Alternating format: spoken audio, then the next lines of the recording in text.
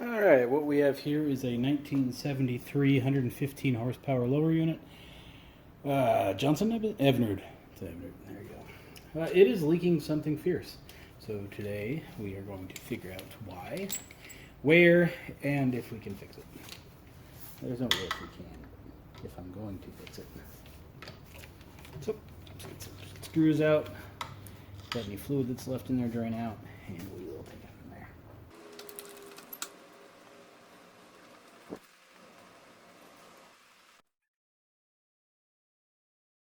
Alright, have a gear cage pressure tester. Use that to pressurize the lower. That will help explain our leak.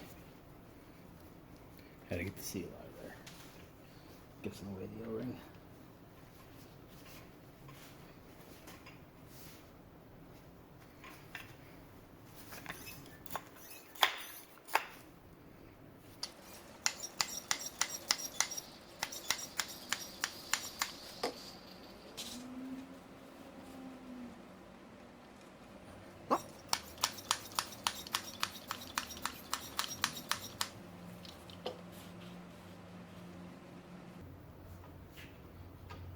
I would say it's the shift rod seal.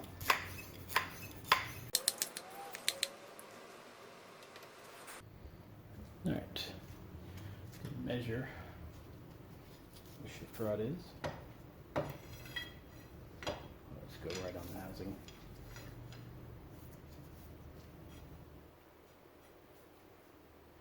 Yeah, alright, that looks good.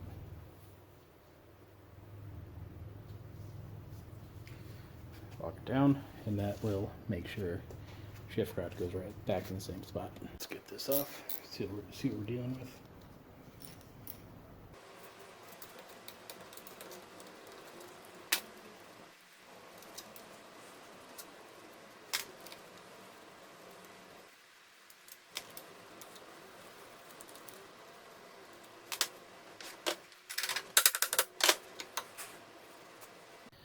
Alright, I washed down the shift rod. Well, I removed that, then washed down the shift rod. Make sure we didn't introduce anything weird into the bushing.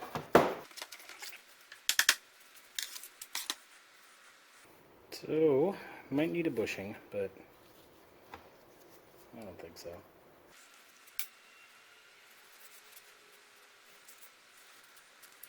Yeah, it probably just needs an O-ring. Now the problem is getting it out of there. I think it's too deep to try the old stab approach, but I'm going to give it a try. So the reason I say try, these weren't meant to be serviced like this. That bushing is made to be removed, the O-ring taken out, replaced, and then put back in. The newer lower units of this size, you pry the O-ring out and then change it without removing the bushing. Reason I don't have the option to pull the bushing out is I don't have the tool for it, and that tool is long discontinued.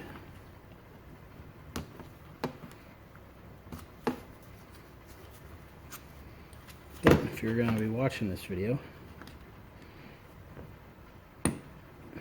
A, you know it can be done. B, you know how to do it to your newer motor.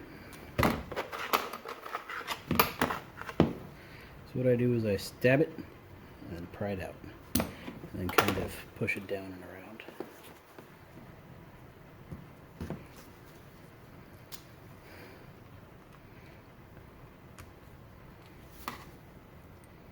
So it's nearly out at this point.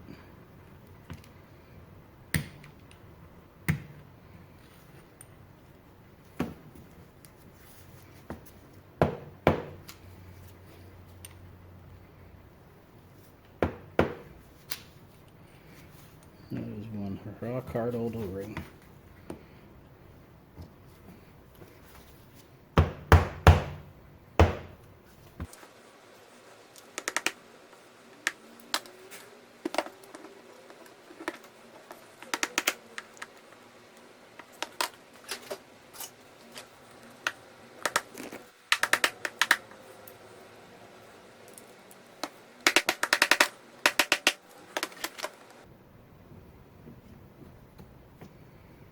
Piece of cake, right? Well, it seems pretty straightforward. Change the O-ring, get a new gasket, and we should be good to go. I'm going to see if I have any of these O-rings left over from any old kits. I don't think so, but I'm going to check and assemble the gasket. But I'm pretty sure it's going on today's parts order. So, either I'll see you in a few minutes, or in a week when the stuff gets here. But you're not going to know the difference either way. Okay, parts have finally arrived. So now the fun part of getting this O-ring back inside of there. I don't see it being fun. And we will coat it some triple guard grease.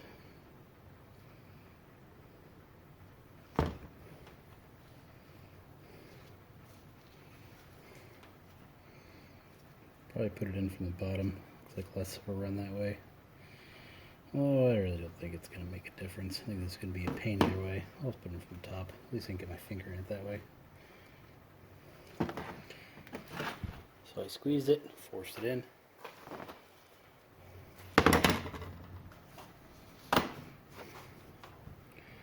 So it looks like the bottom is almost about where it needs to be. So I'm gonna get my pick here, or my punch, and kind of hold one corner in, then push the top down with another.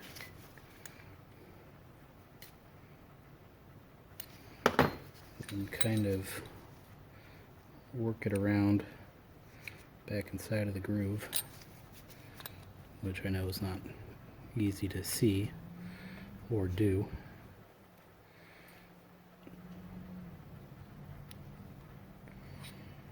Well, that was probably the quickest one I've ever done.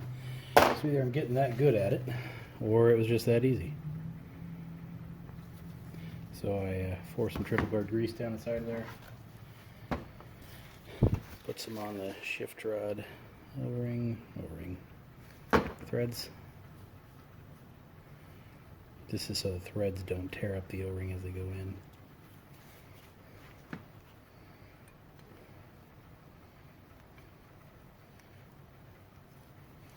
Just kind of rotate it in as we go.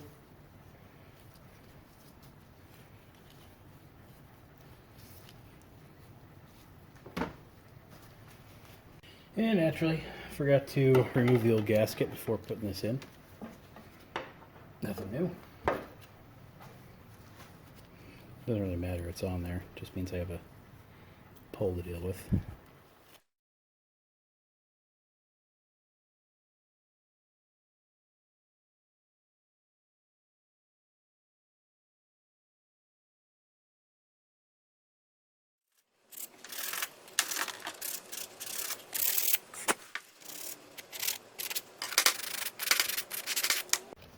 Alright, now for the new gasket.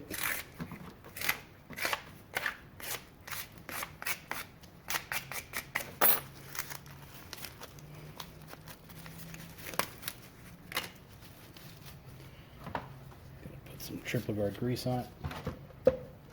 Excuse me, gasket sealing compound. And actually this stuff looks like I have one more use left in it because it's kind of gelatin now. Although it's not supposed to dry out, so what's going on here? You're probably supposed to keep the lid on all the way too, so I don't know.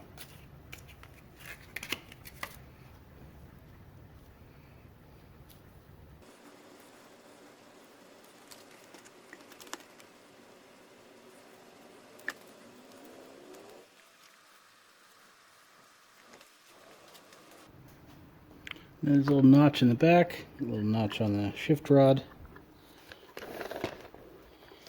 See what I'm doing? Lining that in like so.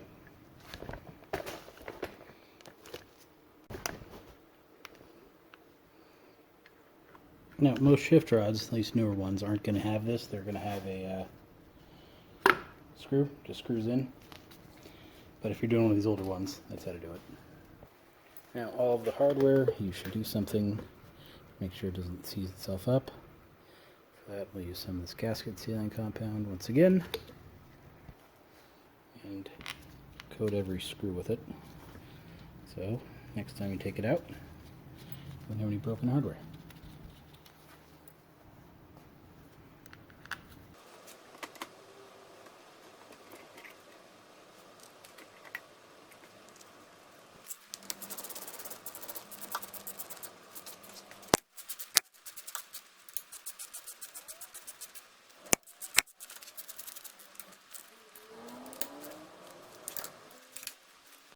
Alright, let's put our shift rod connector back on.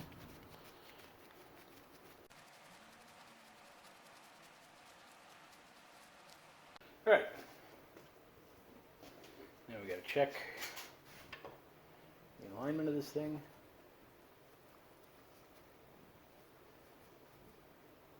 Shift rod connector, I mean.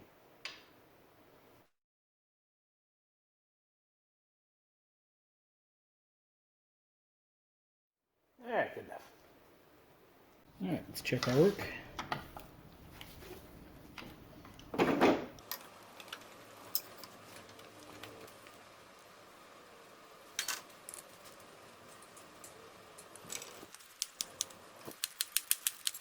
Alright, we are holding steady at 15 psi. Shifting the rod up and down. No leaks or anything. So let it sit there for a while. Make sure it doesn't slowly leak out. Come back to it and see what it's like. Well, it seemed like it held just fine for quite a while. So I'm going to go ahead and vote job well done on this one. Going to probably fill it back with oil. Put it back in the motor that I'll probably never use. And yeah, call it a day. Well, if you need to change your shift rod seal, that's kind of the basics of it. Okay, questions, let me know. Otherwise, see you next time.